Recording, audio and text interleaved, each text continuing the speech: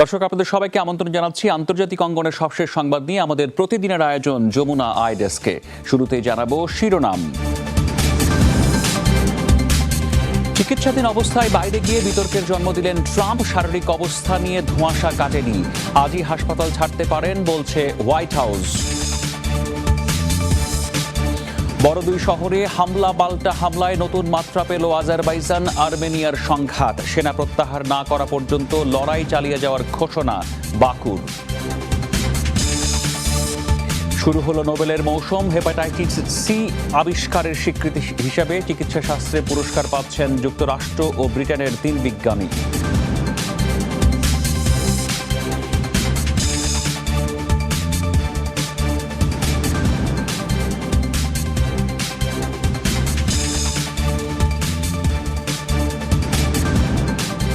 এসব খবরের বিস্তারিত নিয়ে আপনাদের সাথে আছি আমি, রাহাত মিনহাস। চিকিৎসাধীন অবস্থায় হঠাৎ হাসপাতালের বাইরে গিয়ে বিতর্কের জন্ম দিলেন যুক্তরাষ্ট্রে করোনা আক্রান্ত প্রেসিডেন্ট ডোনাল্ড ট্রাম্প। বিষয়টিকে স্রেফ পাগলামি বলে অভিহিত করেছে ওয়াল্টার রিড হাসপাতালের চিকিৎসকরা। তাদের মতে আশপাশের লোকদেরকেও ঝুঁকিতে ফেলেছেন ট্রাম্প। অবশ্য হোয়াইট হাউসের দাবি, প্রেসিডেন্টের শারীরিক অবস্থা উন্নতির দিকেই, এমনকি আজই হাসপাতাল ছাড়তে পারেন তিনি। খুব শিগগিরই হোয়াইট হাউসে ফিরব। তার আগে বাইরে অপেক্ষারত ট্রাম্প অনুরাগী এবং দেশপ্রেমিকদের জন্য থাকছে চমক। এই মুহূর্তে মজাদার সফরের মধ্যে আছি। কোভিড সম্পর্কে পাচ্ছি হাতে কলমে শিক্ষা। টুইটারে এই ভিডিও বার্তা পোস্টের কিছুক্ষণের মধ্যেই ওয়াল্টার রিড হাসপাতালে বাইরে দেখা যায় প্রেসিডেন্সিয়াল গাড়িবহর, যার একটিতে ছিলেন করোনা আক্রান্ত ডোনাল্ড ট্রাম্প নিজেই। অপেক্ষমান কর্মী সমর্থকদের সাথে শুভেচ্ছা বিনিময় করতেও দেখা যায় তাকে। ট্রাম্পের এই কর্মকাণ্ডে স্পষ্টতই ক্ষুব্ধ চিকিৎসকরা। তাদের মতে দায়িত্ব জ্ঞানহীন আচরণে হুমকিতে পড়েছে আশপাশের অনেকে। ট্রাম্পের শারীরিক অবস্থা নিয়েও হোয়াইট হাউস ও চিকিৎসকদের বিপরীতমুখী অবস্থান। ডাক্তাররা বলছেন করোনা শনাক্তের পর 2 বার অক্সিজেনের মাত্রা কমে প্রেসিডেন্টের। প্রয়োগ করতে হয়েছে স্টেরয়েডও। কিন্তু নির্বাচনের 1 মাসেরও কম সময় বাকি থাকতে কোনোভাবেই ট্রাম্পকে দুর্বল হিসেবে উপস্থাপন করতে রাজি নন সহযোগীরা। আগামী 24 ঘন্টার জ্বর আর অক্সিজেন লেভেলের উপর নির্ভর করবে প্রেসিডেন্টের শারীরিক পরিস্থিতি। হালকা জ্বর অনুভূত হয়েছিল, একই সাথে কিছুটা কমে গিয়েছিল অক্সিজেনের মাত্রা। সেই সময় স্টেরয়েড ডেক্সামেথাসোন প্রয়োগ করা হয়। বর্তমানে উন্নতির দিকে তিনি। প্রেসিডেন্ট ভালো অনুভব করছেন এবং শিগগিরই বাড়ি ফিরতে ইচ্ছুক। তিনি হাসপাতাল থেকেই নিয়মিত টিভি দেখছেন, কাজ করছেন। মার্কিনীদের জন্যই তিনি দ্রুত প্রচারণায় ফিরতে চান। কোভিড-19 কারণে প্রেসিডেন্টকে দমানো অসম্ভব। সবকিছু ঠিকঠাক থাকলে স্থানীয় সময় সোমবারই হাসপাতাল ছাড়তে পারেন ট্রাম্প। এরপর হোয়াইট হাউসে চলবে 74 বছর বয়সী প্রেসিডেন্টের বাকি চিকিৎসা। 5 দিন প্রয়োগ করা হবে অ্যান্টিভাইরাল ওষুধ রেমডেসিভির, সাথে চলবে অ্যাসপিরিন ও ভিটামিন ডি। মৌলি ইসলাম, যমুনা নিউজ। বড় দুই শহরে হামলার পর নতুন মাত্রা পেয়েছে আজারবাইজান আর্মেনিয়ার সংঘাত। রোববার আজারবাইজানের দ্বিতীয় বৃহত্তম শহর গানজায় হামলা চালায় আর্মেনিয়া। পরে বিরোধপূর্ণ অঞ্চল নাগোর্নো কারাবাখের রাজধানীতে হামলা চালায় আজারবাইজান। দেশটির হুঁশিয়ারি, আর্মেনিয়া সেনা প্রত্যাহার না করা পর্যন্ত লড়াই চালিয়ে যাবে তারা। 9 দিন ধরে চলা রক্তক্ষয়ী সংঘাত আরও তীব্র হয়েছে বিতর্কিত নাগোর্নো কারাবাখ অঞ্চলে। এর মধ্যেই রোববার আজারবাইজানের আরেক শহর গানজায় হামলা চালায় আর্মেনিয়া, যাতে চলমান সংঘাতে নতুন মাত্রার সংখ্যা বিশ্লেষকদের। আন্তর্জাতিকভাবে স্বীকৃত বেসামরিক স্থাপনাগুলোতে পর্যাপ্ত হামলা, প্রাণহানি হচ্ছে। বিশ্ব সম্প্রদায়কে অনুরোধ করছি, চোখ বন্ধ করে বসে না থেকে বা শুধু কথা না বলে কার্যকর পদক্ষেপ নিন। আজারবাইজানের অভিযোগ, গানজা সহ বিতর্কিত অঞ্চল থেকে বহু দূরে অবস্থিত আরও বেশ কিছু শহরে হামলা চালিয়েছে আর্মেনিয়া। বেসামরিক স্থাপনা লক্ষ্য করে নানা রকম ক্ষেপণাস্ত্র ছোড়ার পাশাপাশি ছুড়েছে গুচ্ছবোমাও। সংঘাত বন্ধে শান্তি আলোচনার জন্য বেশ কিছু শর্ত বেঁধে দিয়েছে আজারবাইজান। অভিযোগ প্রত্যাখ্যান করে পাল্টা হুমকি দিয়েছে আর্মেনিয়া। দখলকৃত অঞ্চল থেকে দ্রুততম সময়ে আর্মেনীয় সেনাদের প্রত্যাহার করতে হবে। নাগোর্নো কারাবাখ অন্য কারো নিয়ন্ত্রণে যেতে দেবে না আজারবাইজান। এরই মধ্যে একটি শহর আর 9টি গ্রাম থেকে আর্মেনীয় সেনাদের কুকুরের মতো তাড়িয়ে দিয়েছে আমাদের বীর সেনারা। আজারবাইজানের সেনাবাহিনী বা রাজনীতিবিদরা যদি মনে করেন যে আমাদের কোনো অঞ্চল বা স্থাপনায় চাইলেই তারা সেনা অভিযান চালাতে পারেন, তাহলে এর মাসুল তাদের দিতে হবে। প্রতিটি হামলার জবাব গুনে গুনে দিবে আর্মেনিয়া। নাগোর্নো কারাবাখ অঞ্চলের নিয়ন্ত্রণ নিয়ে গেল সপ্তাহে সংঘাত প্রকট হয় প্রতিবেশী দেশ দুটোর মধ্যে। 27 সেপ্টেম্বর থেকে চলা সংঘাতে প্রাণহানি কত তা স্পষ্ট নয়। এ অবস্থায় সাধারণ মানুষের মধ্যে বেড়েছে আতঙ্ক। বাড়ির বাইরে বের হওয়া বন্ধ, অনেকেই বোমা থেকে বাঁচতে আশ্রয় নিচ্ছেন মাটির নিচের বাংকারে।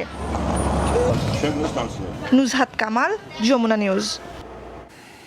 চিকিৎসা শাস্ত্রে অসামান্য অবদানের জন্য যৌথভাবে নোবেল পুরস্কার পেলেন যুক্তরাষ্ট্রের হার্ভে জে অল্টার ও মাইকেল হিউটন এবং ব্রিটিশ বিজ্ঞানী চার্লস এম রাইস। প্রাণঘাতী হেপাটাইটিস সি ভাইরাস আবিষ্কারের জন্য তাদের এই সম্মাননায় ভূষিত করা হচ্ছে। সোমবার স্টকহোমে নোবেল কমিটির প্রধান থমাস পার্লম্যান বিজয়ীদের নাম ঘোষণা করেন। তিনি জানান, রক্তে সংক্রমিত হেপাটাইটিস সি ভাইরাসের উৎস সম্পর্কে নতুন ও গুরুত্বপূর্ণ তথ্য দিয়েছেন এই 3 বিজ্ঞানী। তাদের কাজের ফলে রক্ত পরীক্ষার মাধ্যমে ভাইরাসটি শনাক্ত করে চিকিৎসা দিয়ে কোটি প্রাণ বাঁচানো সম্ভব বলেও মনে করেন পার্লম্যান। স্বীকৃতি হিসেবে স্বর্ণপদক ও যৌথভাবে সুইস মুদ্রায় 1 কোটি ক্রোনার পাবেন 3 বিজ্ঞানী। চিকিৎসা বিজ্ঞানের পর আগামীকাল নোবেল ঘোষণা করা হবে পদার্থবিদ্যায়। করোনা সংক্রমণের ঊর্ধ্বগতিতে দ্বিতীয় দফায় কড়াকড়ির পথে ইউরোপ ও আমেরিকার বিভিন্ন অঞ্চল। নিউ ইয়র্কের 9টি এলাকায় আবারও লকডাউনের পরিকল্পনা ঘোষণা করেছে প্রশাসন। স্কুল বন্ধেরও সিদ্ধান্তের কথা জানিয়েছেন মেয়র। সেকেন্ড ওয়েভের মুখোমুখি ফ্রান্সের প্যারিসে বুধবার থেকে বন্ধ থাকবে সব ধরনের বার। লকডাউন এড়িয়ে কঠোর পদক্ষেপের পরিকল্পনা অস্ট্রেলিয়া ও নিউজিল্যান্ডের। ইউরোপে দ্বিতীয় দফায় করোনা বিস্তারের অন্যতম কেন্দ্র ফ্রান্স। ধারাবাহিকভাবেই রোগীর সংখ্যা বাড়ছে দেশটিতে। আইসিইউর 30%ই পূর্ণ কোভিড রোগী দিয়ে। মহামারীর সেকেন্ড ওয়েভ মোকাবেলায় আবারও সর্বোচ্চ সতর্কতা নেওয়া হয়েছে প্যারিসে। বুধবার থেকে রাজধানীতে বন্ধ থাকবে সব বার। রেস্তোরাঁ খোলা রাখতে হলে নিতে হবে বিশেষ ব্যবস্থা। প্রতিবেশী স্পেনের কিছু এলাকায় এ সপ্তাহ থেকে নতুন করে শুরু হয়েছে লকডাউন। ব্যাপক হারে বাড়ানো হয়েছে র্যাপিড অ্যান্টিজেন টেস্ট। আগামী সপ্তাহে কঠোর পদক্ষেপের পরিকল্পনা ইতালিরও। ঘরের বাইরে ফেস মাস্ক ব্যবহার বাধ্যতামূলক করা হবে। মহামারী মোকাবেলায় এটা খুবই গুরুত্বপূর্ণ।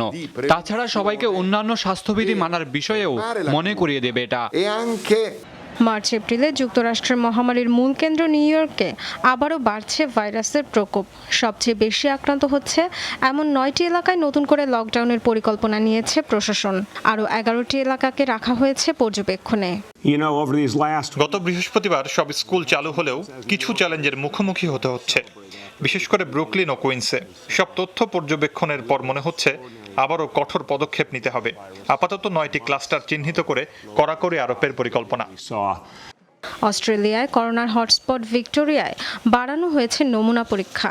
তবে নিউজিল্যান্ডের সবচেয়ে বড় শহর অকল্যান্ডে সেকেন্ড ওয়েভ নিয়ন্ত্রণের সাফল্যের দাবি প্রধানমন্ত্রী জেসিন্ডা আর্ডার্নের।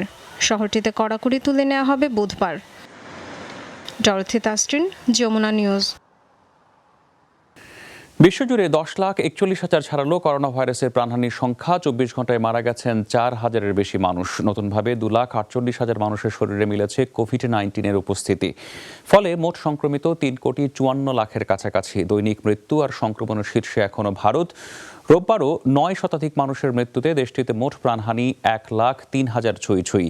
দ্বিতীয় সর্বোচ্চ 388 জনের মৃত্যু দেখেছে মেক্সিকো। লাতিন আমেরিকার দেশ ব্রাজিলেও 364 জনের মানুষের মৃত্যুতে দেশটিতে প্রাণহানির সংখ্যা ছাড়িয়েছে 1,46,000। যুক্তরাষ্ট্রে কিছুটা কমে দৈনিক মৃত্যুহার দাঁড়িয়েছে 3 শতাধিকে। দেশটিতে 2.25 লাখ মোট প্রাণহানির সংখ্যা। ইউরোপের দেশগুলো দেখছে মহামারীর সেকেন্ড ওয়েভ। ভারতে নতুন কৃষি আইনের বিরুদ্ধে পাঞ্জাবে চলছে কৃষকদের ট্রাক্টর র্যালি, যাতে যোগ দিয়েছেন কংগ্রেসের নেতা রাহুল গান্ধী ও রাজ্য দলীয় প্রধান অমরিন্দর সিং। মগা থেকে জাতপুর পর্যন্ত হয় 3,000 ট্রাক্টরের এই র্যালি। এ সময় বিভিন্ন এলাকার কৃষকদের সাথে সাক্ষাৎ করেন রাহুল গান্ধী। আগামী 3 দিন চলবে এই র্যালি। ট্রাক্টরের মাধ্যমে পাড়ি দেয়া হবে 50 কিলোমিটার এলাকা। গেল মাসে তুমুল বিতর্ক আর বিক্ষোভের মধ্যেই পার্লামেন্টে পাশ হয় 3টি কৃষি বিল। 28 সেপ্টেম্বর তাতে স্বাক্ষরের মাধ্যমে আইনে পরিণত করেন প্রেসিডেন্ট রামনাথ কোবিন্দ। প্রধানমন্ত্রীর দাবি, নতুন আইনে লাভবান হবেন কৃষকরা।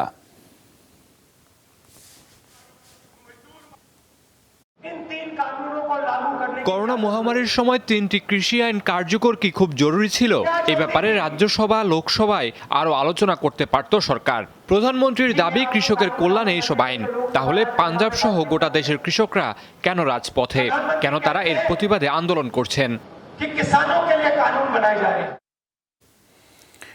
মিয়ানমারের সাথে সম্পর্ক জোরদার করার উদ্যোগ নিয়েছে ভারত। এর অংশ হিসেবে দেশটিতে দুদিনের সফরে গেছেন ভারতীয় পররাষ্ট্র সচিব হর্ষবর্ধন শ্রিংলা ও সেনাপ্রধান এম নারাভানে। সোমবার মিয়ানমারের রাষ্ট্রীয় উপদেষ্টা অং সান সুচির সাথে সাক্ষাৎ করেন তারা। মিয়ানমারের সশস্ত্র বাহিনীর প্রধান মিন অং লায়ের সাথেও তাদের বৈঠকের কথা রয়েছে। চীনের সাথে চলমান সীমান্ত সংকট এবং 8 নভেম্বর মিয়ানমারের জাতীয় নির্বাচনের আগে এই সফরকে গুরুত্বের সাথে বিবেচনা করা হচ্ছে। ভারতীয় পররাষ্ট্র মন্ত্রণালয় বলছে 5টি বিষয়ের উপর গুরুত্ব আরোপ করে নেইপিদর সাথে সম্পর্ক এগিয়ে নিতে চায় দিল্লি। এর মাঝে মিয়ানমারকে $140 কোটি অনুদান দিচ্ছে ভারত। এর আগে রোহিঙ্গা সংকট নিয়ে আন্তর্জাতিক ফোরামে মিয়ানমারের সমালোচনা করতে অস্বীকৃতি জানিয়েছিল দিল্লি। বেলারুশে 10,000-এর বেশি মানুষ যোগ দিলেন সরকার বিরোধী আন্দোলনে। রোববার আটক করা হয়েছে 350 জনের বেশি বিক্ষোভকারীকে। রাজধানী মিনস্কে ছিল মূল আয়োজন, তবে আশপাশের বেশ কয়েকটি শহরেও হয় প্রেসিডেন্ট আলেকজান্ডার লুকাশেঙ্কো বিরোধী এই আন্দোলন। ক্ষুব্ধ জনতার দাবি নতুন নির্বাচন আর রাজবন্দীদের মুক্তি। বর্তমানে 77 জন মানবাধিকার কর্মী, ব্লগার রয়েছেন কারাগারে। একই সাথে আন্তর্জাতিক গণমাধ্যমগুলোর সংবাদকর্মীদের কাজে ফিরিয়ে আনারও জোরালো দাবি তোলেন বিক্ষোভকারীরা। তাদের অভিযোগ, সত্য গোপনের জন্য বিদেশি সাংবাদিকদের ওপর জারি করা হয়েছে কড়াকড়ি। ফ্রান্স থেকে বিচ্ছিন্ন হতে চায় না নিউ ক্যালিডোনিয়া। রোববার গণভোটে অঞ্চলটির 85% বেশি মানুষ জানিয়েছে এই রায়কে স্বাগত জানিয়েছেন ফরাসি প্রেসিডেন্ট ইমানুয়েল ম্যাক্রন। প্রায় 2 দশক আগের এক চুক্তি অনুযায়ী 2022 সালের মধ্যে স্বাধীনতা ইস্যুতে মোট 3টি গণভোট অনুষ্ঠিত হওয়ার কথা ছিল নিউ ক্যালিডোনিয়ায়। প্রায় 170 বছর ধরে ফ্রান্সের টেরিটরি হিসেবে অন্তর্ভুক্ত এই অঞ্চলটি স্বায়ত্তশাসিত হলেও প্রতিরক্ষা ও শিক্ষার মতো খাতগুলোতে প্যারিসের উপর নির্ভরশীল এই এলাকার মানুষ। মিশরে সন্ধান মিলেছে 2500 বছরের পুরনো বেশ কিছু কফিন ও মমির। প্রতিটি কফিনে রয়েছে শৈল্পিক কারুকাজ ও রং এর ব্যবহার, যা এখনও অক্ষত অবস্থায় রয়েছে। ইউনেস্কোর স্বীকৃত বিশ্ব ঐতিহ্যবাহী স্থান সাক্কারা অঞ্চল থেকে সন্ধান পাওয়া গেছে এসবের।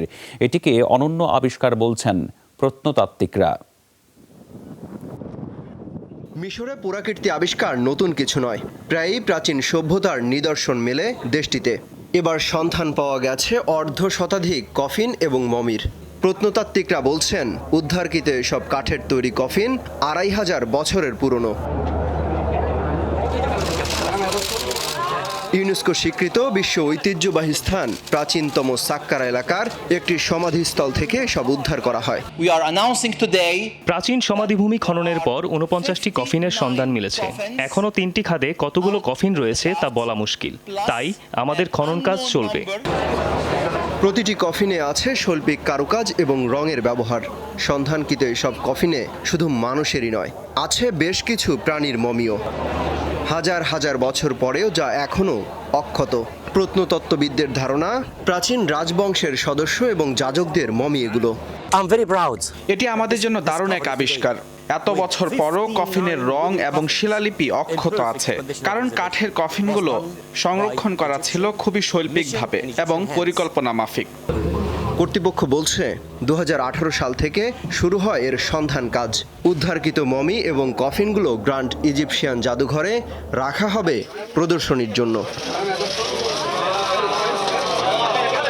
অমিত হাসান রবিন, যমুনা নিউজ। দর্শক, এই ছিল আজকের যমুনা আইডেস্কের আয়োজনে। এতক্ষণ সাথে থাকার জন্য ধন্যবাদ সবাই।